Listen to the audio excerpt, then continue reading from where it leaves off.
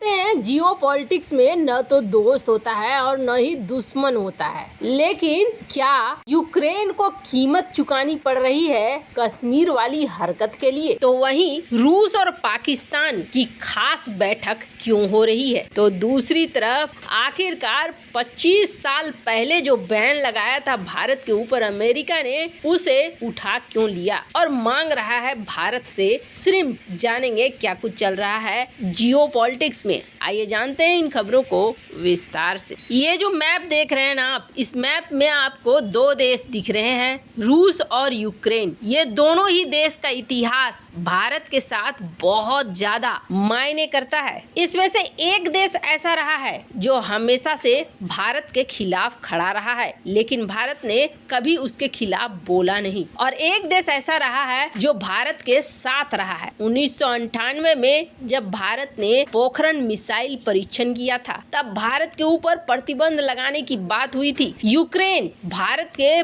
बहुत ज्यादा खिलाफ चला गया था। मामला यूएनएससी में पहुंच गया था और यूएनएससी में तब रूस ने भारत के सपोर्ट में आकर अपना वीटो लगा दिया था। यूक्रेन सिर्फ इतना ही नहीं, बल्कि कश्मीर मामले में भी पाकिस्तान के साथ आकर खड़ा हो गया था। वो समय था जब भारत रूस से हथियार खरीदता था और पाकिस्तान यूक्रेन से हथियार खरीदता था। यूक्रेन फुल सपोर्ट में रहता था पाकिस्तान के। हालांकि ऐसे समय में भी भारत ने कभी भी यूक्रेन के खिलाफ कोई बयानबाजी नहीं की। भारत ने कभी ये नहीं कहा कि यूक्रेन हमारा दुश्मन है। भारत ने भी यूक्रेन के साथ नॉर्मल रिश्ते रखे, जबकि दोनों के बीच में सोच का बहुत बड़ा अंतर आ गया था। लेकिन हाँ, ये बहुत बड़ी सच्चाई थी कि रूस हमेशा से सपोर्ट में रहा था, चाहे इतिहास हो वर्तमान हो। भविष्य के बारे में कुछ कहा नहीं जा सकता है, पर फिलहाल रूस के साथ हमारे रिश्ते अच्छे हैं। तो वहीं यूक्रेन के मदद के तौर पर पाकिस्तान अब भेज रहा है हथियारों का बहुत बड़ा जखीरा, और ये यूक्रेन चाह रहा है ऐसे समय में कि भारत बीच में आए और भारत रोके पुतिन को। भारत तेल न खरीदे पुतिन से, गैस न खरीदे पुतिन से, यानी कि अपनी सारी चीजें दांव पर लगाकर यूक्रेन के साथ खड़ा हो भारत। पर हाँ, इस वक्त यूक्रेन के साथ खड़ा है पाकिस्तान, और पाकिस्तान लगातार हथियारों की सप्लाई कर रहा है। पर इन सब के बीच जरा सोचिए, पाकिस्तान की एक बड़ी आबादी इस समय आधे पेट सोने को मजबूर है। कारण है महंगाई जो हर दिन के साथ बढ़ती जा रही है, कर्ज का बोझ, नकदी की किल्लत। और पाकिस्तान एक चुनौती से निपटता है तो दूसरी चुनौती सामने आकर खड़ी हो जाती है। गेहूं से लेकर मच्छरदानी तक सबके लिए वो कटोरा फैलाए हुए है। 20 लाख एकड़ फसल बाढ़ में खत्म हो चुकी है। भूखमरी के कगार पर खड़ा पाकिस्तान रूस से गेहूं खरीद रहा है, लेकिन गेहूं खरीदने के लिए कंगाल पाकिस्तान के पास आखिर पैसे कहां से आ रहे हैं? बाढ़ से गेहूं की फसल बर्बाद होने और विदेशी मुद्रा भंडार की कमी के कारण देश भर में आटे संकट के बीच पाकिस्तान ने 35,000 टन रूसी गेहूं की पहली खेप ली। पर ये आटा खरीदने के लिए इसे पैसे क्या यूक्रेन दे रहा है? लग तो ऐसा ही रहा है, क्योंकि यूक्रेन को गोला बारूद की 159 कंटेनर भेज रहा है पाकिस्तान। और ये खबरें एकदम से साफ साफ निकलकर अंतर्राष्ट्रीय मार्केट में आ रही है। इसके बावजूद ये कहा जा रहा है कि रूस और पाकिस्तान अगले महीने बातचीत करने वाले हैं। आईजीसी की एक बैठक होने वाली है और इस बैठक में रसिया और पाकिस्तान डिस्कस करेंगे कि किस तरीके से डील फाइनल किया जाए और व्यापार को आगे बढ़ाया जाए।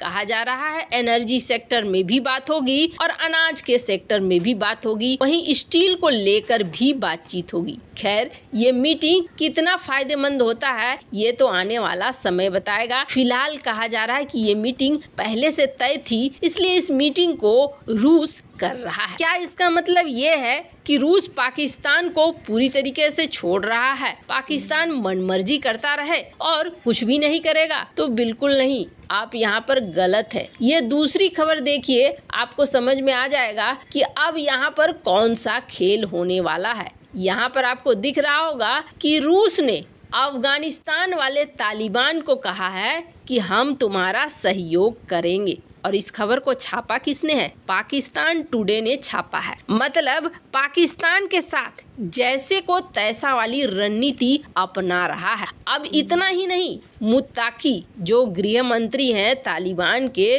उसके साथ मुलाकात हो रही है, तस्वीर भी देख सकते हैं आप। और इस मुलाकात के बाद रूस ये कहता है कि हम तुम्हारे लिए मदद करने को तैयार हैं और सहयोग बढ़ाने को तैयार हैं, चाहे वो गेहूं का क्षेत्र हो, चाहे तेल और गैस का क्षेत्र हो। इसके अलावे कहा यह जा रहा है कि रूस ने तालिबान को छूट दी है कि आप अपने राजदूत को हमारे यहाँ तैनात कर सकते हो।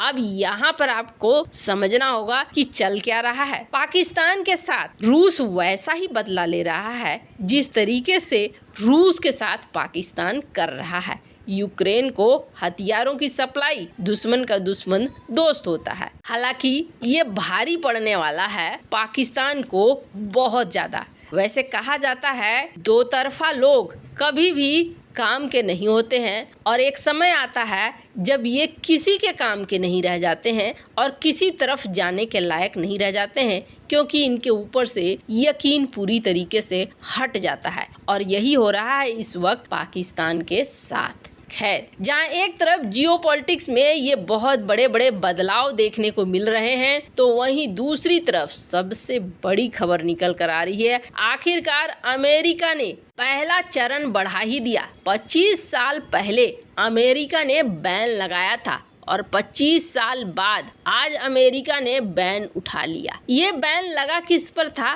तो आपको बता दें, भारत और भारत जैसे 3-4 और देशों के ऊपर अमेरिका ने ये बैन लगाया था। बैन किस पर था तो बैन था श्रिम्प्स के ऊपर। ये जो देख रहे हैं तस्वीरों में, जिसे हम कभी झींगा मछली भी कहते हैं, इसके ऊपर बैन लगाया था अमेरिका ने। और अमेरिका ने कहा था कि जिस तरीके से इसे पकड़ा जाता है, ये पकड़ने का तरीका गलत है और इसकी वजह से कछुए भी जाल में फंस जाते हैं। और इसलिए हम भारत सहित 2-4 और भी देश थे, इंडोनेशिया वगैरह भी था, इनसे हम नहीं खरीदेंगे ये श्रिम्प। अब इससे आपको लग रहा होगा कि भारत को कोई खास नुकसान नहीं होगा, तो आपको बता दें $300 मिलियन का नुकसान हो रहा था भारत को। भारत ने कई बार कहा कि हमारे जो मैटर हैं उसको हम हल कर लें। हालांकि जब यूएस ने ये बैन लगाया था तब भारत सहित जो एशिया के वो देश थे पहुंचे थे WTO, लेकिन WTO ने